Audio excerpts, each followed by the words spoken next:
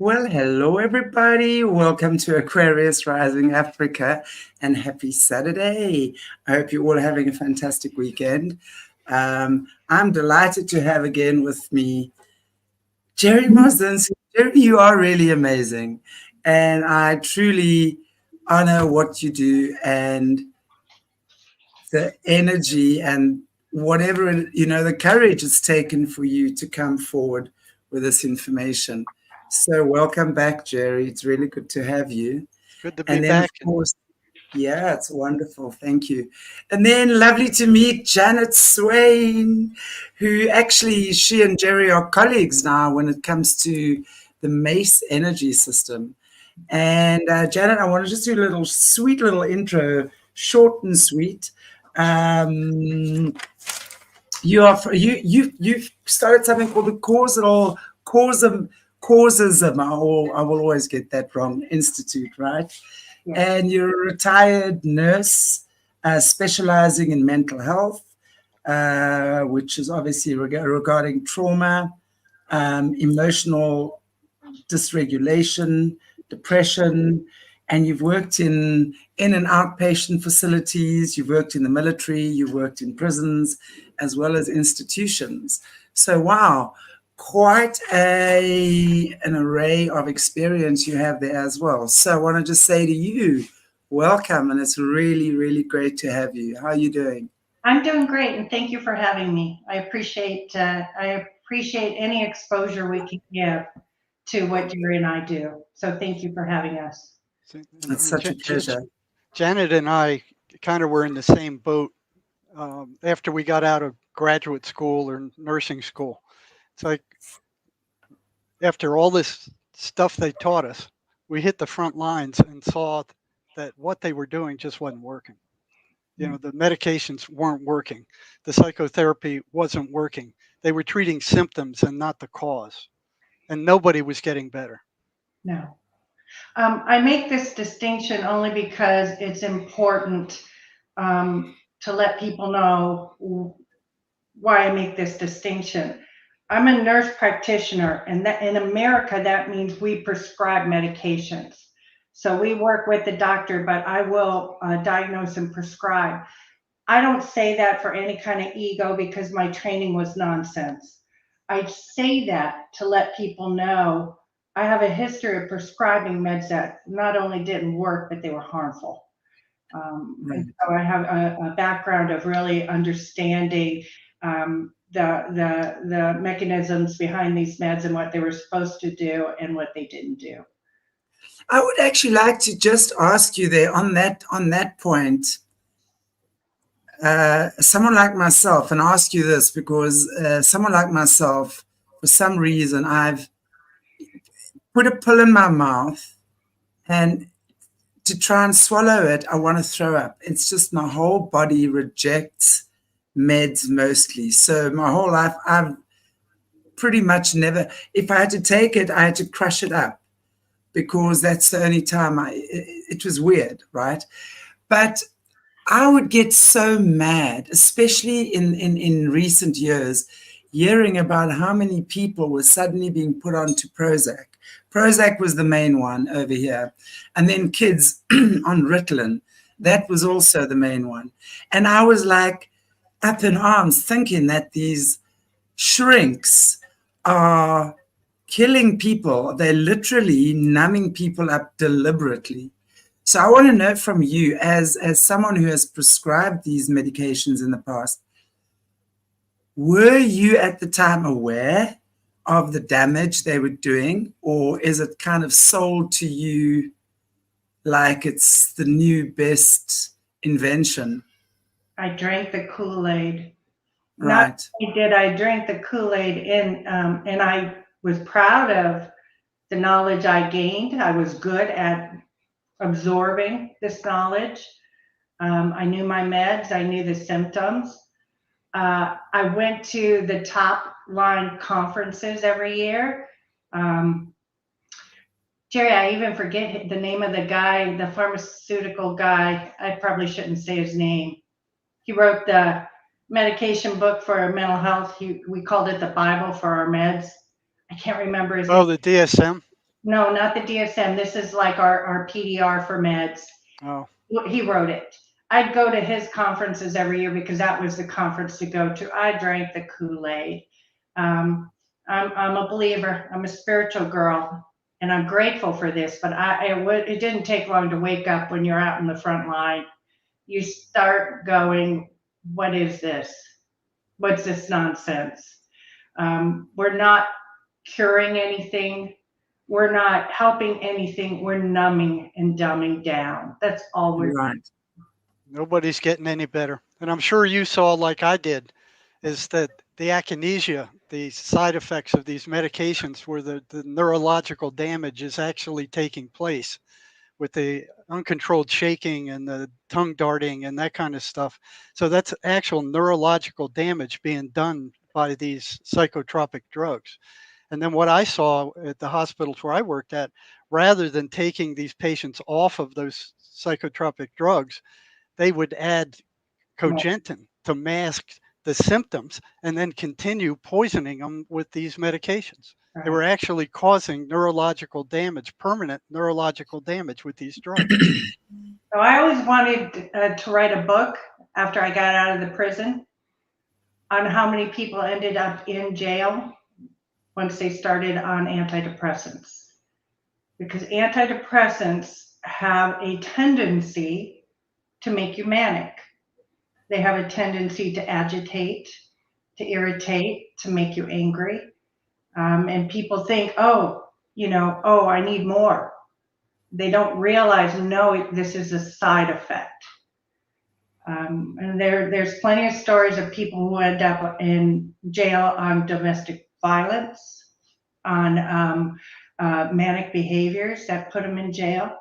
So you've seen this, right, Jerry? I've seen it, and there's a number of people who've killed other people on those antidepressants too. And I think one of the warnings is suicidal ideation. Absolutely. So it was Eli Lilly, when they came out with Prozac, who made up that false lie that mental illness was a chemical imbalance of some kind. They knew it was a lie at the time, but they went with it anyway. And then they started teaching this crap in the universities, and they're still doing it, even though it's been disproved over and over and over again. These medications do not cure anything. They merely treat symptoms, as does typical psychotherapy. They're only looking at the symptoms. They're not looking at the cause. Yeah. So Janet and I both were, I think our entire careers were looking for something that actually worked. Yes. And when I stumbled on the Mace energy method, I saw that it worked time after time after time. It worked reliably. It got at the cause of the mental illness, and it would negate it. Okay? Pretty quickly, too. And the therapist does not have to know what the trauma is. Right. Exactly. It works anyway. Yeah. So if you're sexually abused or something bad really happened to you don't want to talk about, you don't have to. It works anyway. May I add my 5 cents worth here about that? Please, yes. Well, I have to tell you guys, I had the privilege of having 2 Mace sessions with Jerry. I believe they must have been about 2 months apart, somewhere around there. But I have to tell you, I've been a healer and I've created my own style of healing over the past 25 years. And I've also tried to make it in a very non-invasive, simplistic, get to the core type of way. But I have to say this is on a similar vein, but it's even better. I have to say that. I never in my life thought I'd say that, right? But it's even less invasive. And I want to say to anyone who doesn't know what this is or hasn't had a look yet, no one does anything dodgy to you. You are completely compass mentis 100% of the time. You asked 1 or 2 questions, you reply, and you work with whatever the feelings are that come up. You're working with your own energy all the time. And Jerry or the other Mace therapists, and I'm pretty sure they must be pretty well qualified as well, will guide you. So you guided, and you yourself give yourself your own answers. You release the trauma in a way that I can't explain. But for me, my triggers, I've done a lot of work on myself over the years, but there were a couple of triggers that just, oh boy, man, were they just triggering at the most inopportune moments. And those have gone. And I want to tell you, and it's not just about having the triggers gone, it's about what happens in your life once the triggers go. Because your whole energy calms down, you're at peace. And when you now start creating from a place of peace, everything that you're creating is tasting different. The vibration is different. The people you attract are different. You know, your whole life, your answers come to you a lot quicker. You know, when you meditate or pray, you'll get your I have now. It's like, boom, there it is. Wow, thank you. I didn't have to wait a day anymore. You know, that sort of stuff. It's like suddenly everything becomes calm and you can figure things out a lot quicker. You're not triggered. And it's by the same things you were yesterday or last year or last week. So I just want to say that for those of you who don't know what it is and are perhaps considering having it done, and I would highly recommend that you have it done. And it's not invasive. It's not like you're going to therapy. No one is digging into your past and digging into your traumas and upheavaling all the bones and the skeletons that you wanted to keep there. You can keep them there. That's the nice part about this. You can keep them there if you want to. They'll disappear on their own. So Mace is an energetic therapy. It's nothing like regular psychotherapy. And it is the spirit that does the healing. The Mace practitioner only hooks the negative energy up to the positive energy of the spirit. Mm-hmm. So John Mace, who came up with this system, he wasn't a psychiatrist or a psychologist or a social worker, thank God, because he probably would have never came up with this system if he was. Yeah. You know, like Janet and I had to wade through tons of garbage. I mean, year after year after year of programming to break free after seeing that what they taught us didn't work. Yeah. Just didn't work. It was virtually useless. But Mace is an energetic therapy. So thoughts are energetic, feelings are energetic, memory is energetic. You are energetic.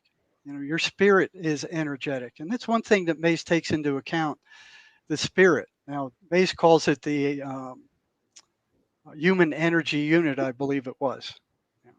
And it is steadfastly positive. Okay. Your spirit is positive energy. Now, what happens during a trauma is negative energy gets injected into your system. And the ego takes it and buries it in the subconscious. So it's still alive. It's not gone anywhere. But it acts like a trigger or a computer virus. Right? So say somebody abused you, some specific person did something awful to you. That feeling stays around and it's awful. So the ego comes and says, let me handle this. It takes it and it buries it and puts it out of your conscious awareness, but it's still alive in your subconscious. So what happens is every time you run into somebody who resembles that person that abused you, there's a trigger and it goes off and it produces a fight or flight reaction or an avoidance reaction, but it's always upsetting. And the universe takes care of sending you these people in an endless flow. Exactly. No matter where you go, these people will show up and they will irritate the dickens out of you. And you can't understand that you are the common denominator, right? Right. So the ego, rather than saying, hey, there's something wrong with you, projects that back out onto that person and said, it's them who is causing you the problem. It's got nothing to do with you. They're out there and you can feel the negative vibes coming from them. They're irritating you. So it must be them. You know, it's got nothing to do with you.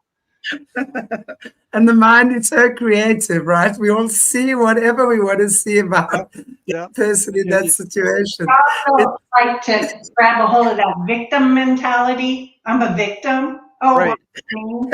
why? I'm a victim of this guy, and you know, he's victimizing me. He's making me feel bad. You know, so it gets projected out onto Yeah, people and the situations around you. Now, you can have a number of negative identities. I mean, they originate from trauma. You know, and you know, the way they treat trauma isn't very effective either. Janet could probably talk more about that than I can, because I didn't deal with that as much. I was dealing more with, you know, psychotics and state hospital mental health, psych crisis and emergency rooms, that kind of stuff. But right. the trauma causes a negative identity. So that stuff that's buried is a negative identity. It's like a computer virus. Okay? And the way it feels is that you get into some kind of trouble, or you get into an argument with this particular kind of person that was similar to that abused you, and you get in a lot of trouble, and you swear, "Oh, I'm never going to get in that again. I'm never going to let that happen again." And 6 months later, you're right in the middle of it again. It's right there in your face again. You're in the same trouble again. That's a negative identity operating. Okay. Every negative feeling is the result of a negative identity somewhere buried in there. But isn't it interesting that so often you will find that the underlying issue is very similar? So you might be dealing with, say, for example, betrayal, and you might have a partner betray you, a business partner betray you. You might have friends stab you in the back. You might feel like everyone is cheating on you. So there will oftentimes be the similar underlying issue, but playing itself out differently. And when we catch the one issue, all of that other stuff dissolves. And that's the beauty about this kind of working. That core ruin has tentacles. Yeah. So when you remove the core ruin, it's like a root, and you're pulling out all of the roots of it too. So when you're doing a full Mace session, they think there's all these people they have to work on, but when they remove like a core individual they've had trouble with, they kind of remove a lot of the people connected to it. Do you know what I'm saying, Jerry? It's like, yeah, I look at it like a chain. So you break one link in the chain, which is the rune, and that's the main trauma that caused this linkage of betrayal. You break that, and all those betrayals go down. You know, that whole string goes down. So you don't have to deal with each individual one. They all collapse at once. Yeah. And they stay gone. They're out of your universe. They're no longer there. It's like what you're saying. Sorry, Jerry. It's like what you're saying. Your spirit heals you. And when spirit is involved, transformation, because very often we transmute. So in other words, we're going to go from love to hate. Like we can go along that scale of love to hate. But until we've understood the trauma or just let it go, we're going to transmute other than transform. So transformation happens once we've let all the triggers go. And that's when, right, that peaceful feeling of nothing around that situation. All that occurs now is you have understanding. It's like it doesn't actually matter. You've understood it on a deeper level that doesn't really require words. That's my experience. That's been my experience of it. Well, the emotional charge is gone. So yes. What Mace was a ship captain, so he had to have a knowledge of magnetism with magnetic compasses and electricity, and he was also widely read. I mean, he was, as far as I'm concerned, he's a Sigmund Freud. He's brilliant. So he pieced the way that energy flows in the body. Okay, so the spirit is your main energy unit. If your spirit leaves, you're dead. You're no longer around. There's no energy left. You can't fix a dead body. Right? So what Mace found was that energy flows from negative to positive. right? The spirit is positive. Negative identities are negative bodies of energy stuck in the energy field that disrupt it.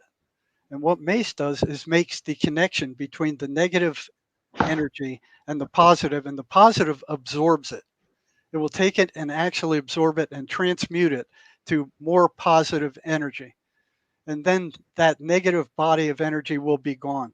You'll still remember what the trauma was. You'll still remember it happened, but there won't be any negative feeling associated with it. And there won't be any negative feeling associated with anybody who was like the person who caused the trauma. You'll recognize them. You'll go, okay, I know what kind of person this is, but there won't be any emotional reaction to it. Right. Can I give you a spiritual aspect of that? Yes. Please. So there's a very powerful spiritual aspect. Yeah. So trauma is an open door for dark energy. Yes. And I'll give you an example. When you're traumatized and you don't know it, there's a lie involved. Let's say the lie is, I'm not good enough. I'm not good enough. And that was deposited somewhere in your journey. I'm not good enough. Well, all you have to do is be triggered by something. I just went to a fun event last week with a lot of women.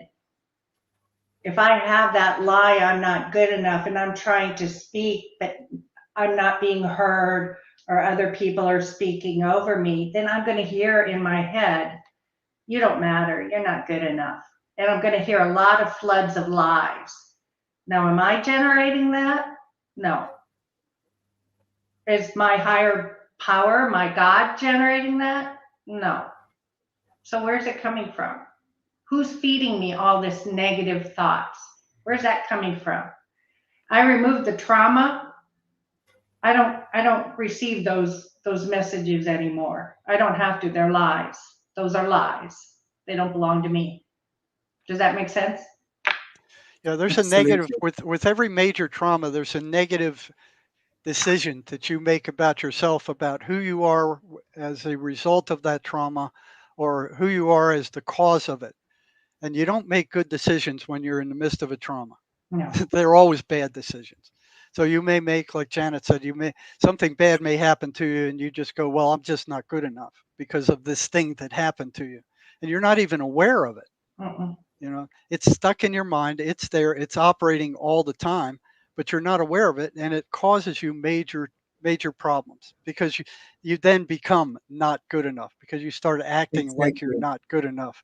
And that's when you open up that gap even more for these predator entities. Yes. Because to come in, it's like I say, your life is your business. So it's like a fence that has a hole in it. It's your fence. And if you know that a predator is coming in through the hole of your fence, and yet all you're going to do is stand there and shoot the predator, it's going to bring thousands of others, right? Exactly. But if you work on mending the fence in the proper way, there's no more predator that's going to try and get in there. They get in where they smell blood. And the way that it is, we were speaking about it the other day, it's like trying to tell these things not to latch on is like trying to tell a lion not to hunt. That's what they do. They are parasites, and a parasite does what a parasite does, right? It's up to us to get ourselves out of that wavelength or frequency, and people must never think frequency is a new age term. Frequency is energy. It's been here since the beginning of time. Just because it's used by people in a different way doesn't mean that it's not real. So your frequency determines whether you're going to be attracting attachments or not. If you are a lower, heavier, denser frequency, of course you make it easier for the lower, denser frequencies to suck onto you. But as you raise up, they can't. Yeah. So it's up to us to make sure that we keep ourselves in alignment, then that does not happen. Yeah, the frequency aspect is important because negative identities are low frequency. They're not vibrating at the same speed as your spirit is, which is very high frequency. So they drag you down. And the more of these traumas you have, the more negative identities you have, the more your thoughts are affected, your feelings are affected, your behavior is Absolutely. affected, how you see the world is affected. You know, it just puts a dark glasses over your entire spirit, Yeah. and it drags you down. Now, I spent my life studying the voices that schizophrenics hear. Now, these are negative entities. They're very negative, parasitic entities. And you look at schizophrenics; they have been traumatized to the max. Right. Everything sets them off. They're full of negative identities. So even though Mace may not get rid of the voices, it will get rid of a lot of the stuff if the person's willing to work with you, get rid of a lot of the stuff that these voices feed off of. And once you clean out all that, they will starve to death. They will leave. They'll find somebody else to go pick on. They're gonna go look for another chocolatey chocolatey person with lots of fear and pain and sadness oozing out of them. Yeah, that's how it works. That's how it works. It's how it works, unfortunately.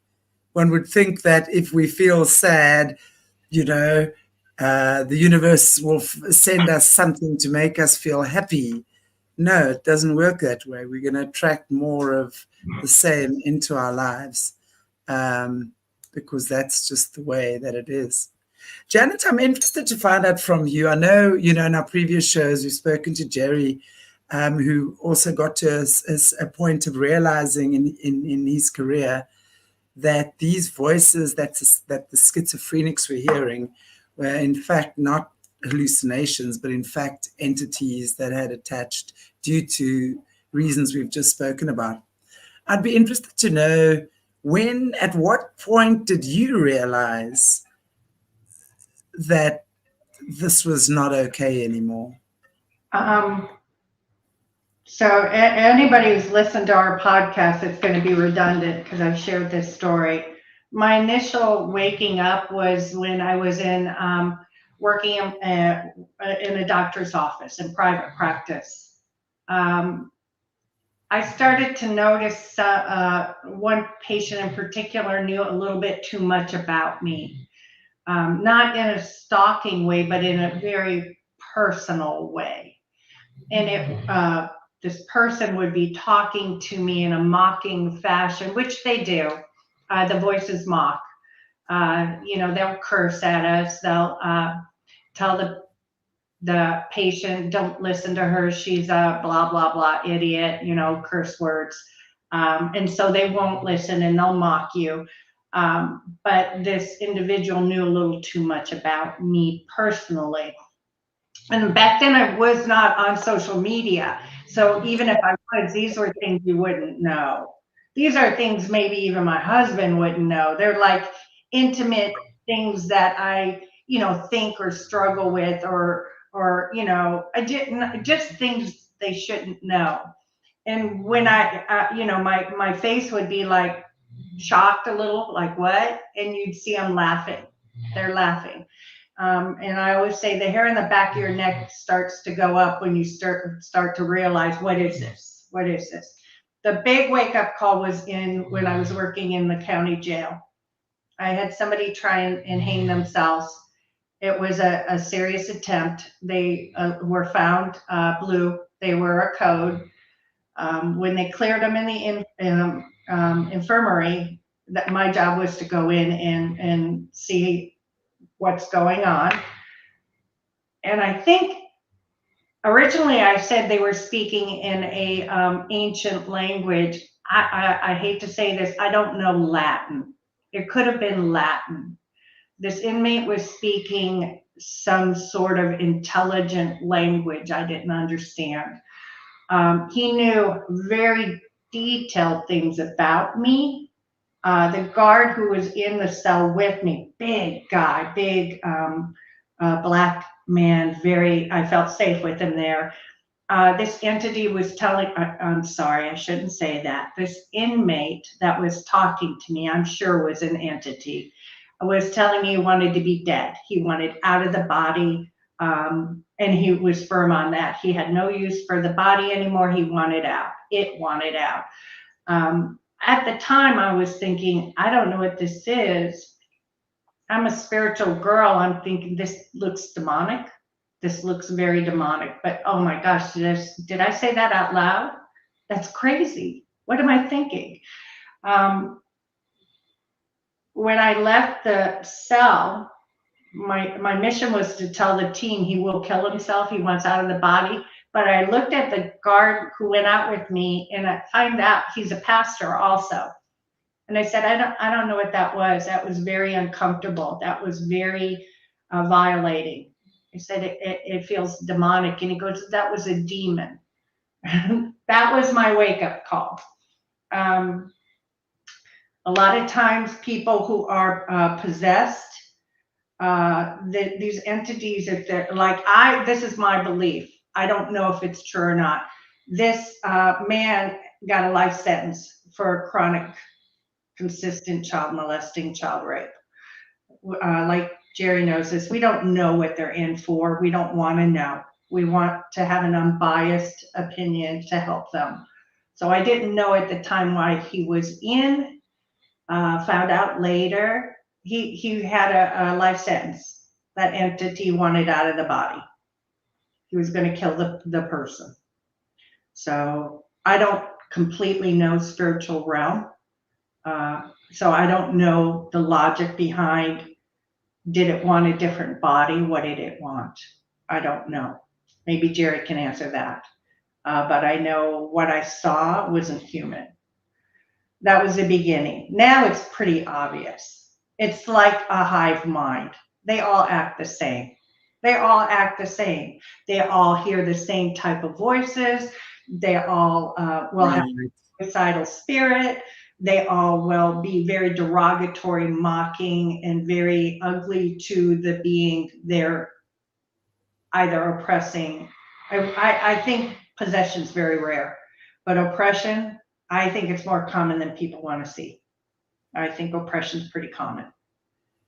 I think most of the prisoners that I've worked with were in that kind of state. And yeah, these voices run the same patterns over and over and over again. You know, and that we identified like 23 of them. You can see them on my website at jerrymarzinsky.com. Okay, they're the same pattern over and over and over again. They say the same things over and over and over again. You're worthless. You're no good. You're stupid. You're ugly. Nobody likes you. You'll never amount to nothing. It's just the same negative garbage over and over and over again. And you know, one thing I noticed early on was that when the voices attacked these people, after they were attacked, they had no energy left. No. You know, over and over again, they were just devoid of energy. They couldn't get out of bed, couldn't even get up to go get breakfast, and all they were doing was laying, tossing, and turning in bed all night.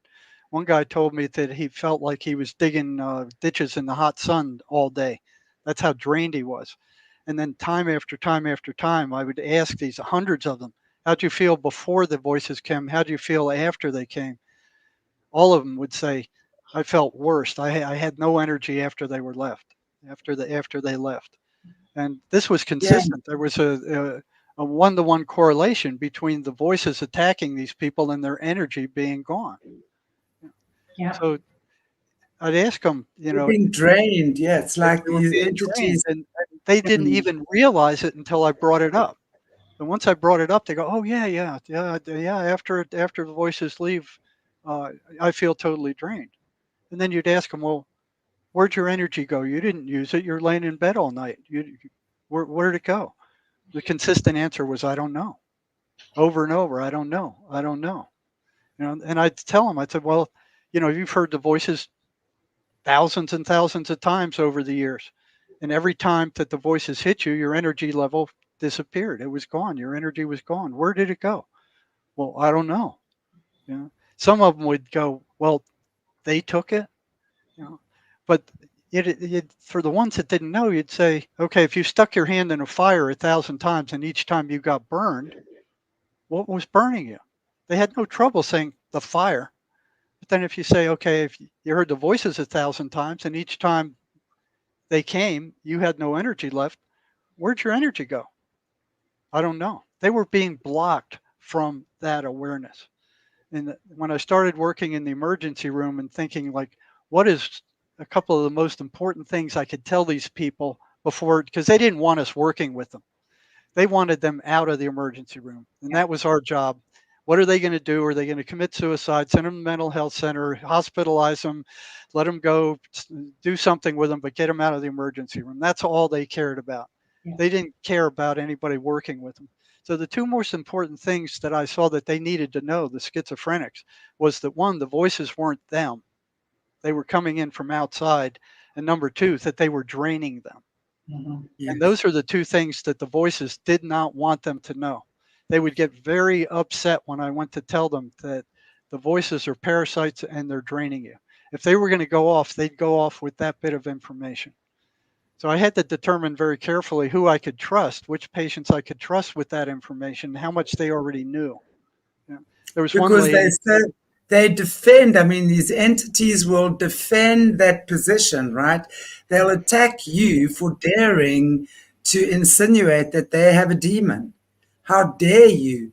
That type of stuff, right? So they become very defensive.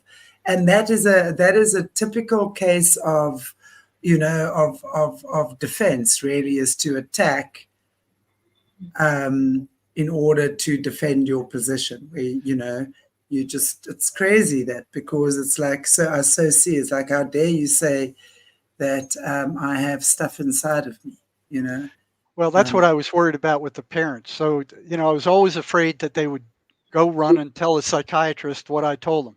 So I had to be very careful with who I spoke to. But what they really didn't like was the patient knowing that they were parasites, that they were draining their life energy. Because if you had a big parasite, if you had a big leech on you, you wouldn't just sit there and look at it. You'd try to get rid of it. Mm. And that's the same thing with these guys. Once they realize that these things are parasites, they go, "Well, I don't want that happening." And once they realize that they're not them, now they have a chance to fight back. But what psychiatry is telling them is that these are hallucinations. Your mind is broken. You've got a chemical imbalance. All these things are lies. Yeah. It's like that gate over Dante's Inferno where they go, all who go through this gate leave all hope behind. So psychiatry is doing more harm than it is good in most cases. Not to say these medications aren't serving an important purpose, because believe me, I've seen prisoners that if it wasn't for those medications, they'd be hurting a lot of people. They'd be killing a lot of people. There's Yeah. people that are so far gone that that's all that can be done for them. They're unreachable, is these medications. But for the vast majority of people who are hearing voices or who are depressed or anxious or manic, those medications will make them worse. Yeah. I'd love to play off that, what Jerry just said. And a lot of people might get angry at what I'm going to say, but I'm pretty convinced it's been shown to me this is true. The other thing that the industry likes to do is take these personality disorders and make them so broken there's no hope. And one of the biggest ones that we see that where people experience severe trauma is narcissistic abuse. Severe trauma, if you have a narcissistic parent or if you had a narcissistic spouse, it's some of the worst abuse. But here's the thing. All narcissistic behavior behaves the same way. It's all behaving the same way, just like schizophrenics, just like voices. And so I keep losing my hearing, so I don't know if somebody's trying to distract me. Narcissists all look the same. They all act the same. They all behave the same, expressing it out of their own personality. That's a hive mind. So if you tell me, oh, this person's a narcissist that can't be healed, I'm going to challenge you on that because I've actually seen it. I agree. This is a spiritual sickness. This is somebody who is being heavily oppressed by their own trauma. Exactly. Yeah. And Isn't it interesting it that is, you? Sorry, I didn't mean to oh, interrupt you. that was probably me. Isn't it interesting that you often find, I mean, nowadays the buzzwords are narcissist and empath. Now, as much as what I agree that exists, I think it's overutilized hugely as well. But I find it interesting that the narcissist and the empath often end up together, so to speak. Because isn't it interesting that the empath often has no boundaries? Yes. Neither does the narcissist. Yes. So they're coming from opposite sides of the spectrum, and they're clashing in the middle. And of course, the poor empath gets stripped to threads, but the narcissist actually, underneath it all, is a huge empath, because at some point that child got so badly hurt and so badly damaged that they had to shut down everything, and there's a big infection in that part of their being. That's the way I would say. So yes, both of them are coming from equally a hurt place, but expressing it differently. So I often see these things and people complaining about the narcissist, and I'm going, well, very often the empath is more narcissistic towards herself than the narcissist ever could be, right?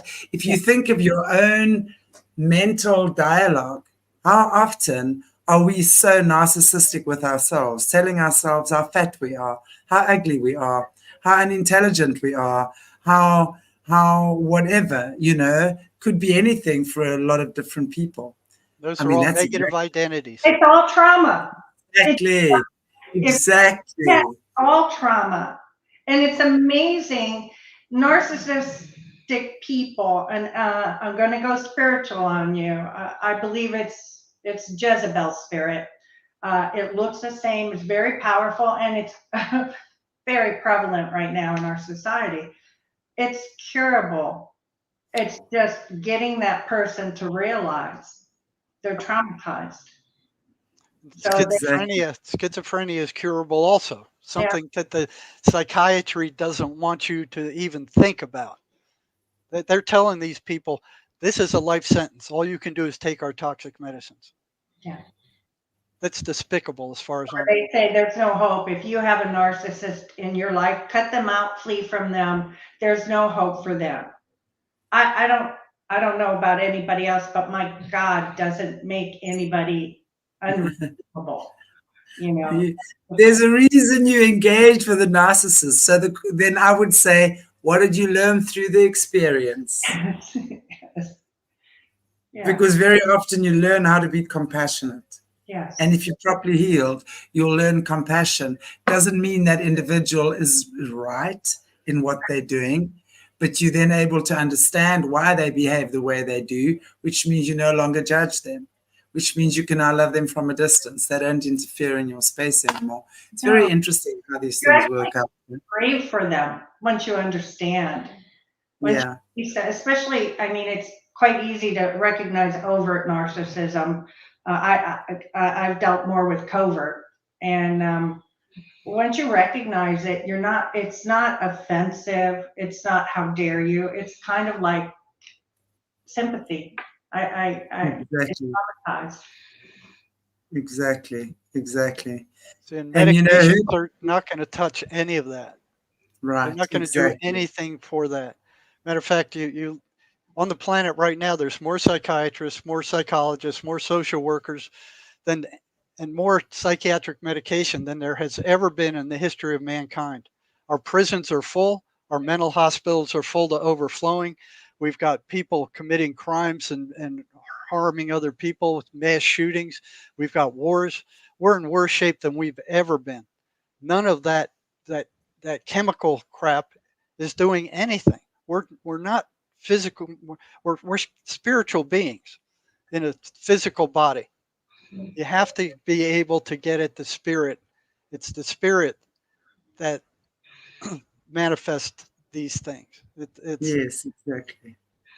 Damaged spirit and these negative identities that cause the damage. And that's really oftentimes because of someone else's BS infliction, their projection that they inflicted upon you as a child or an infant, or maybe even as an adult, if you've been in a destructive situation for an ongoing period of time. Well, there's no living on this planet without trauma. Everybody's going to suffer some trauma. But you look at what's going on in the United States right now. Almost 50,000 people commit suicide every year in the United States. That's as many that died in the entire Vietnam War. And this is year after year after year after year. Most of them are on some kind of antidepressant.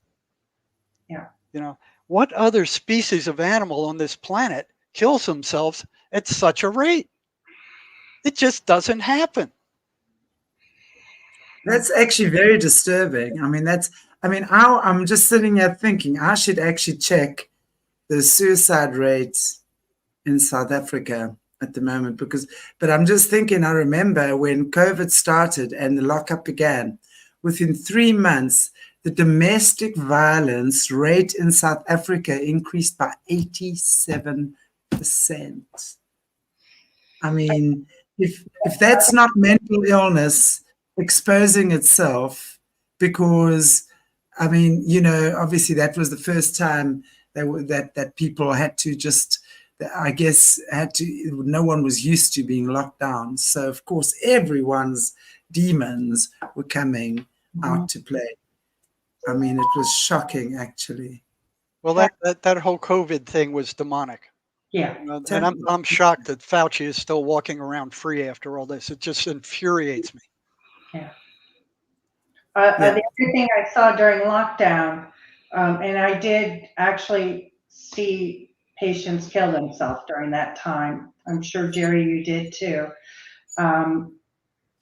Was a lot of people overly went online and got into things they shouldn't have gotten into. And that also increased the amount of demon activity.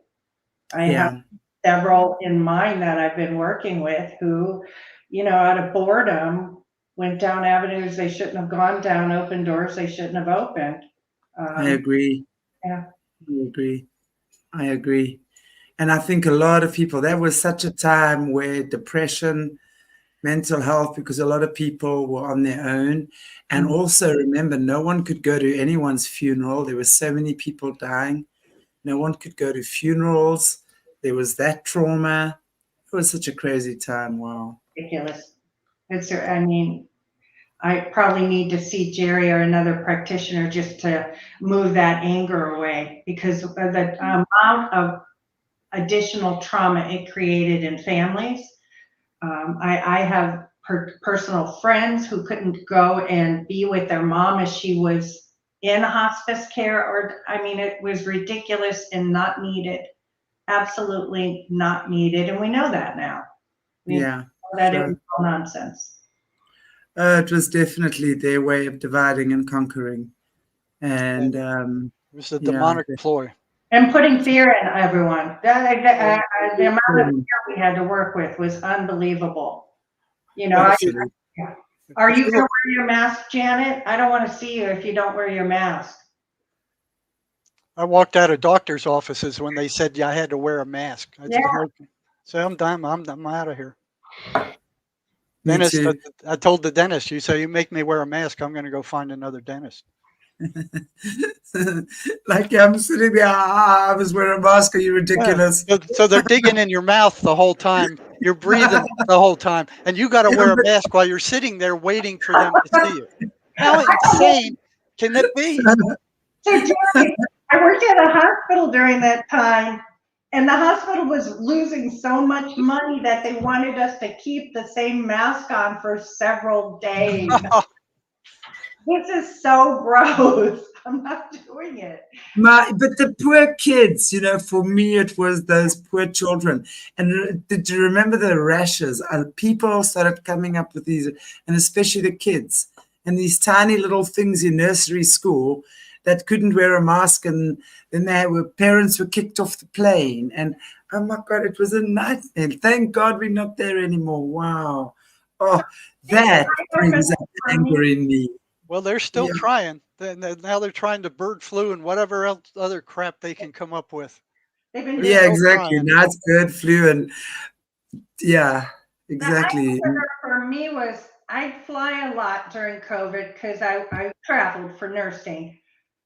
And they'd have infants on the plane. Some infants were crying. And I'm thinking, if this is so deadly, why are they allowing infants on the plane without any kind of protection? How is that logical? So 2 and above, they need protection, okay, with a mask, but infants don't? Is that logical? And would you Wow. bring your infant on a plane if you thought this was deadly? Would you let an infant on a plane if it was deadly? I didn't Of get it. course not. It was just, I mean, it was, again, I think that was probably the biggest human experiment that the demonics conducted on us at any given time. Yep. Right. Out of every pandemic that there has been in history, yes, they've had it, but never to this extreme. But the good thing is that it's woken a lot of people up, even though a lot of people have maybe gone down and gone into fear and what have you, because a lot of people did go into fear and took the bloody jab because of fear reasons. You know, me, there's no ways on God's green earth you ever will ever in a quadrillion bazillion years see me line up for that thing. If they want to give it to me, they'd have to come here, and about 50 500-pound guys would have to come here to hold me down, and even then they won't get it right. In Australia now, they're anybody who didn't take it, they're going to come and hold you down and inject you. That's what they're doing over there now in New Zealand. Well, that's scary. The home of the deep state. I'm going there for the conference. No, Oh, is that where it's going to be? In New Australia Zealand? is I thought it was rotten. Australia. pardon? I thought it was Australia. I thought they lifted it because there's no requirement right now. So if there's a requirement, I'm going to have to cancel. Yeah, well, you make sure. Yeah. Well, there's a lot that's going on in Australia. We know Australia is the home of the deep state. And if you just have to listen to some of my survivors that I speak to, the worst, hideous, disgusting, depraved stories come from Australia. It is one big secret underground brotherhood tunnel. Seriously.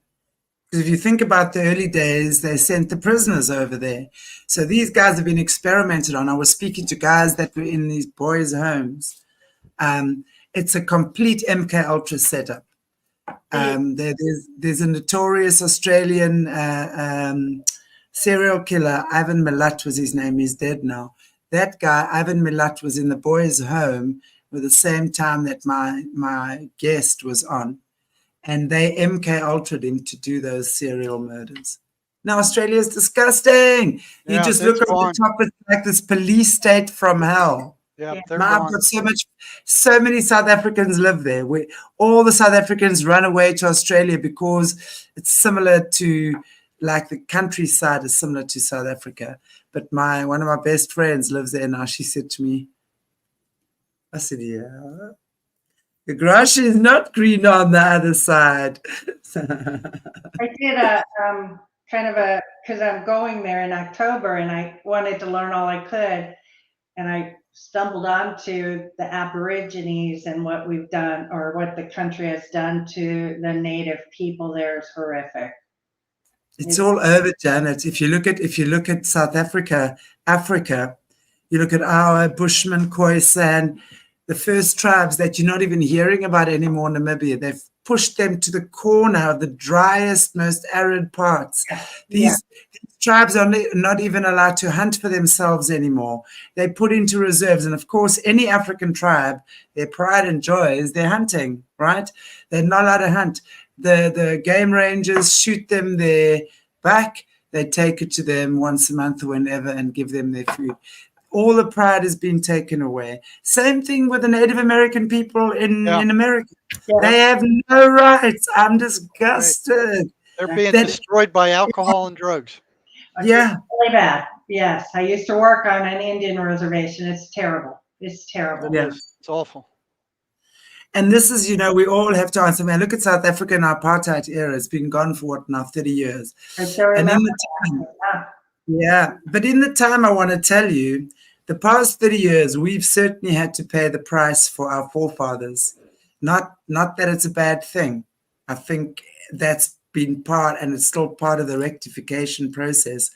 But we had a Truth and Reconciliation Committee straight after that, where a lot of these guys were, these cops, and just disgusting, the dirty cops, horrible stuff that went down here. But also what happens now is BEE, Black Economic Empowerment. If you have a middle-sized business, you have to give 51% of your business to a Black partner. Give. Not pay, give. So that's the way that they rectify that. So, and if you don't do that, then you have to then invest in other training programs and stuff like that. Not a bad thing, because, even though we were not the perpetrators of that, I grew up in the height of apartheid.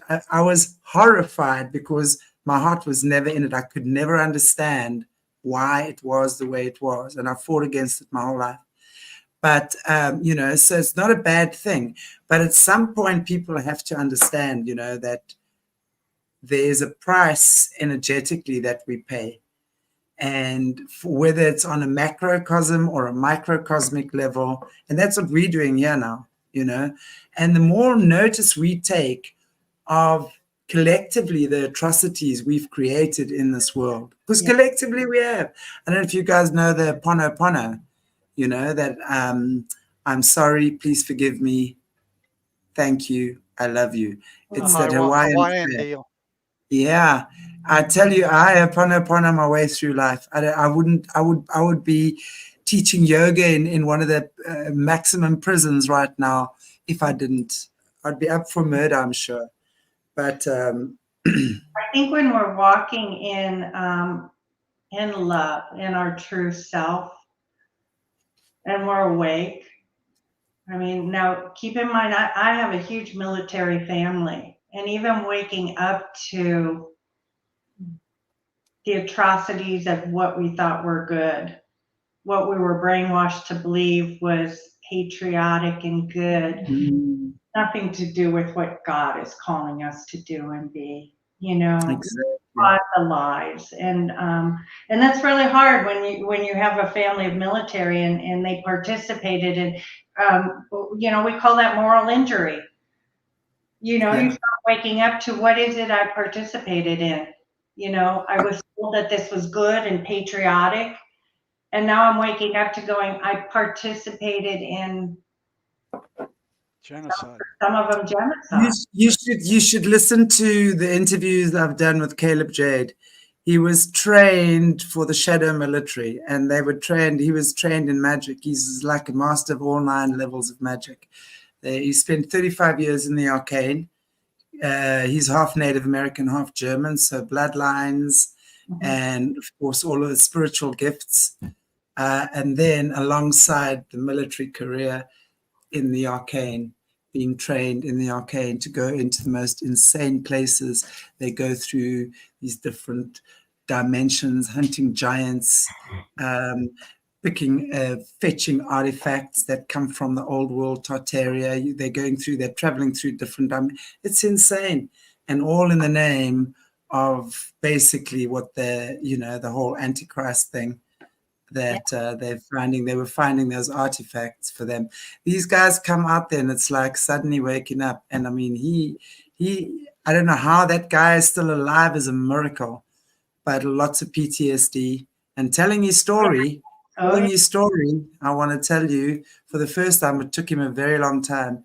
And he talks, but lots of PTSD, lots of injections they got, and cubes, and all sorts of things that amp them up and make them superhuman. Hey, it's That's insane. one of the things. My husband works for an airline, And when that injection came out for COVID, he's like, what's it matter? They put so much into me in the military. And I'm like, this is far different.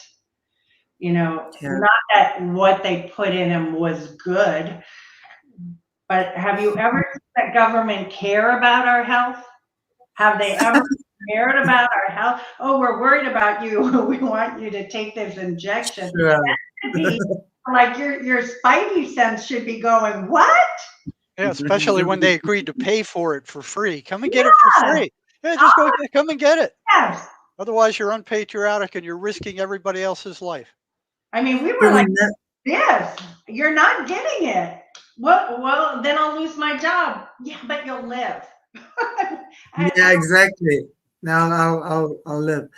But it's also a well-known fact that in the 80s, the Americans and the Brits came here into Africa and were using AIDS. They were putting AIDS in the smallpox vaccine and infected most. AIDS was supposed to take Africa out. That's why, but it didn't. And that's how they then, because after that whole AIDS pandemic as well, then they gave them these free smallpox injections, but then AIDS, of course, spread like wildfire. Oh, but now you've got to pay us for the cure, and you can't. It's like the stuff that John, the Confessions of Economic Hitman, John Perkins talks about. Going into countries that put them into debt and there's no ways that they can repay, and then they claim the resources. That's how they claim 27 African countries' resources. That's what they did. The Chinese are doing that right now. Yeah, they're doing it here too. I mean, it's insane. Go into places like Florida, they're pricing out the retired people. Rents are going up and up, you know. We have elderly retired people who are becoming homeless. You know, Hawaii, we have investors going in and buying up all the properties so that people in Hawaii can't afford to live anymore. It's crazy. Well, they use that particle beam to burn down Lahaina over there. I mean, you could see that the metal on the cars was melted, but there was trees right next to it standing. Yeah. You know. Wow. Yeah, and the blue, everything blue. And now I see in China, I actually watched a video clip the other day in China. Everyone in China is putting blue tarpaulins on their house, and they're saying, what do the Chinese know that we don't know? So it seems like the Chinese are gearing up for more DEW attacks. Yeah. It's global. Wow. This is global. Yeah. These totally. They're globalists. They're not tied to a country. Yeah, just like the chemtrails. I mean, I've seen them all over the United States, and every state I've been to. I saw them in Mexico, and it wasn't Mexican planes that were spraying that stuff. You know, they sprayed Alamos so much that they blotted out the sun with that stuff. Yeah, it's exactly, and I was reading something about that the other day as well, is because the sun, you know, really humanity is at a time of transformation now. We can transform. Yes. We can either go positive or negative, and if you're going to follow that crap, there's no doubt that you're going to get sucked down that rabbit hole. You know, their whole thing is they've given us every tool in the book to disconnect us from our spirit. Walking around with these dumbass cell phones all day, every day, turning us into little greedy buying robots that has no sense of self except what I look like when I look in the mirror. I mean, you got to look at all over. It's like that, you know, or you become service to others. You know, you're either going to realize we've got to do this together. If we want to move in a beautiful, unified place, we've got to all hold hands, move in a harmony and unison together, and make this happen for all of us. So I'm happy I'm the latter. Yay. I'm glad you brought that up, because I think all of these conspiracy theories are demonic. They're a distraction, and we can get stuck deep into them to where we're so distracted looking for the rabbit in the hole, instead of focusing on what we really should be focusing on. And I'm going Right. to go a little bit deeper. And I felt this when I was in the industry working. We are kind of trapped into a demonic matrix. We're either slaving for somebody, or the people who have achieved their own companies, who are having people work for them, they're just building things to put more of us enslaved. It really is kind of a slave society until you break out of it and go, I don't have to do this anymore. Exactly. And there's so much freedom, because I can't tell you how many people I work with who go, I can't stand one more day of going to work. I mean, people aren't even respected anymore. They're just slaving for, Exactly. yeah. Exactly. Exactly. And they And the start it more when they're kids, when they're little kids. Go to school, sit there, do what the teacher tells you, you know, listen to authority, exactly. and just, you know, do what they tell you. I mean, from the time you're a kid all the way down up into graduate school, it's the same thing. Only it's worse than graduate school. And they own the education system. So yeah, it's a brainwash. And isn't it funny that Yes, those of us who are brainwash. always those of us who are always in trouble are doing these platforms now. Yeah. I was always sent to the back of the class. I had to go sit in some area. I have a hard time even doing the whole political conversation anymore. I'm like, I can't do it. You know, Yeah, exactly. for my leaders, whatever they are, to just pray for, you know, our own individual protection and that on how they're running the country. But who we're given choices for are so far gone anymore. They're nobody we would select on our own, you know. Yeah, exactly. And Well, I think carry on. Sorry. I'm going to get lots of negative comments about, you know, the people who love the right and vice versa. I just pray for our leaders, but keep my eyes on God, because I For don't sure. follow men. I agree.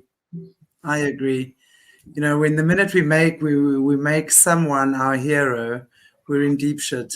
Yes. We really are. No one is here to save us. We are here to apply the teachings of whatever spiritual denomination works for you, and different ones work for different people, you know, and as long as it's coming from a place of love and kindness and compassion, I have no problem.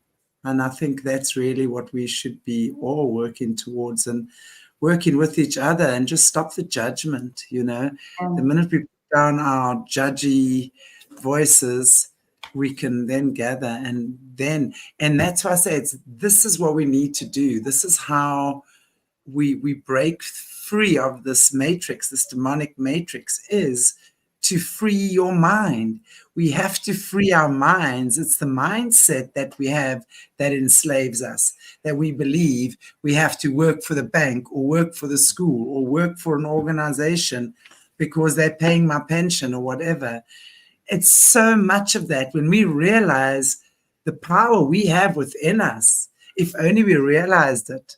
And it's like, bing, it's like a spring. And then you suddenly meet other people who you can collaborate with.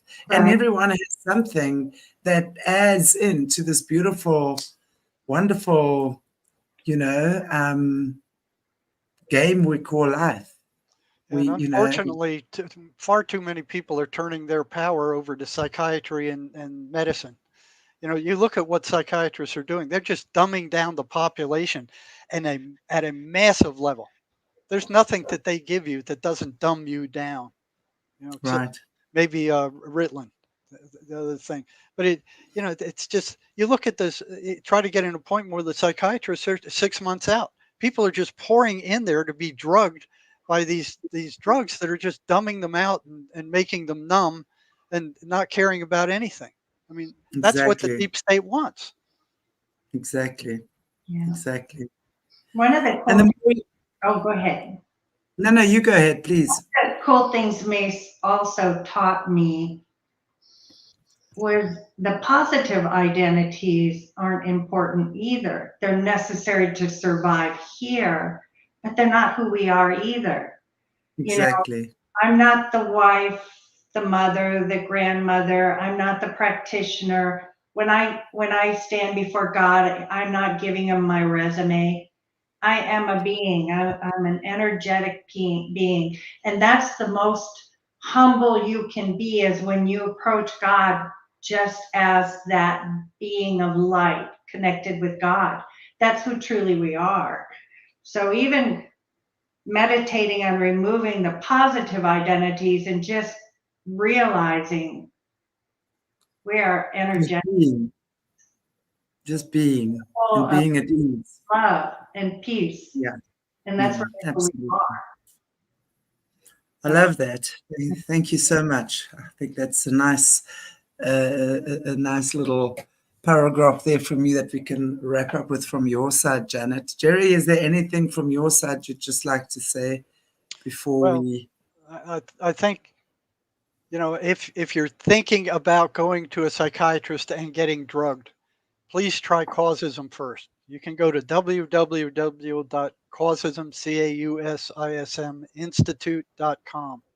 So that, It's all in the description area. Jerry's website, as well as Janet's details. If you look in the description area in the video below, you'll find it there. And go and check it out, guys. And honestly, I will highly recommend that if you've got any, the thing with people is that so many people think, because it's also, we've been told over and over again by doctors, that's incurable, that, you've got to take that to manage it, and you've got to take steroids for this and the pain and what have you.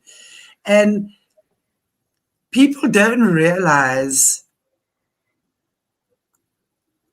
that your energy is the master key to how good you feel. So just to have a session, a Mace session, and get your energy aligned will drain away a half a ton of like gunk, right, out of your life. It's insane what happens. Yeah. So not insane, it's amazing. Yeah. So if any of you, and this is from me, I've had, for those of you who weren't tuned in earlier, I've had 2 Mace sessions with Jerry. I will highly recommend them. There's nothing invasive, nothing intrusive. It's hurt. you working with spirit. Your spirit heals you. Jerry acts as your guide and your facilitator. You do the work, and it's not even work. It's just, it's fun. And you feel like amazing afterwards. So I would highly recommend it too. It's fun to watch people get the aha. Yes, download. absolutely. Yeah. Absolutely. And it's and permanent. even if you Changes are permanent. They don't come back like they do with regular psychotherapy. They're gone. Yeah. Exactly. It's like once it's gone, it's gone. And that's the beauty, because now you're building something new now. You're not haggling with your past anymore. You've let that go. You're at ease with that. You're now building something new with your recycled bricks, which look much prettier than those ugly old ones that you had before. Yeah. Right. And it's really amazing. And even if you think your condition is beyond repair or too far gone or whatever, I still want to say take a chance. Take a chance. And it's a lot cheaper than going to a psychiatrist and paying for their toxic, expensive medications that don't work. Right. Exactly. So thank you so much. And I love what Charmaine said. Thank you so much, Shanti. You always have the best guests on your shows. There, guys. Like that. Thank you for having me on. And again, I'm always grateful when we get the message out. There's hope. There's tons of yes. So thank you. Definitely ditto that.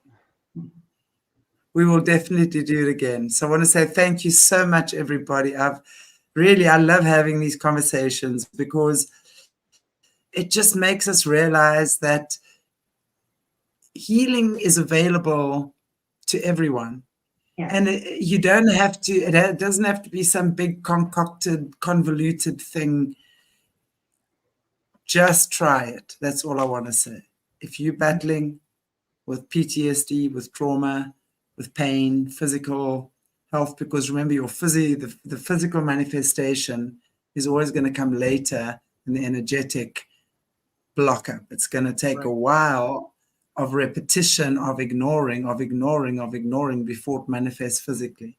So in order to heal the physical body, you've got to go and heal the energetic body first. And this is brilliant for that. So, yay. Thank you, everybody. God bless you all. Take good care of yourselves. And I will definitely see you guys again as well. Thank you again.